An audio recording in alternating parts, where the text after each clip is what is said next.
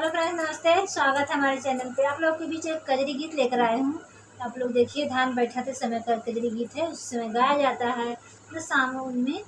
तो आप लोग देखिए उसको कि निहुरली धनिया बड़ी हो निकला गए, निहुरली धनिया बड़ी हो निकला गए, निहुरली धनवा लगावना, निहुरली धनिया बड़ी हो निकला गए, निहुरली धनिया बड़ी हो निकला गए, निहुरली धनवा लगावना, निहुरी के श्यामा जी बंसी बजावा, निहुरी के श्यामा जी बंसी बजावा, निहुरी के गोपी नचावना, निहुरी के श्यामा जी बंसी बजावा, निहुरी के गोपी नचावना, निहुरली निकल गली बड़ी धनिया, निहुरली निकल गली बड़ी धनिया, निहुरी के धनवा लगावना, निहुरी के धनवा लगावना, निहुरी के काट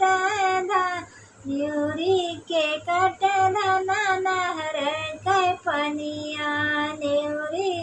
कट धना नहर के पनिया, अरे निहुरी के गावे कजरिया ना, निहुरी के कट धना नहर के पनिया, निहुरी के गावे कजरिया ना, निहुरली निकल गली बड़ी धनिया, निहुरी के धनवा लगावना, निहुरली निकल गए हो बड़ी धनिया, निहुरली धनवा लगावना, निहुरी के साजनी से लगावा, निहुरी के सजनी हो से लगावा, निहुरी के लड़का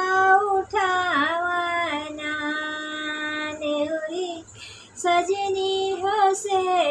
लगावा, निहुरी के लड़का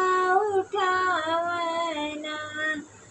निहुरली निकल गली बड़ी धनिया, निहुरी के धनवा लगावना,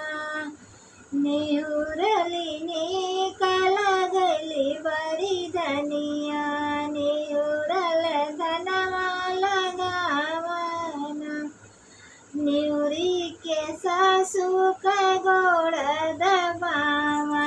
निहुरी के सासू का गोड़ दबावा, निहुरी के तेल लगावना, निहुरी के सासू का गोड़ दबावा, निहुरली तेल लगावना, निहुरली निकल गली बड़ी धनिया, निहुरी के धनवा लगावना, निहुरली निकल गली बड़ी धनिया, निहुरी के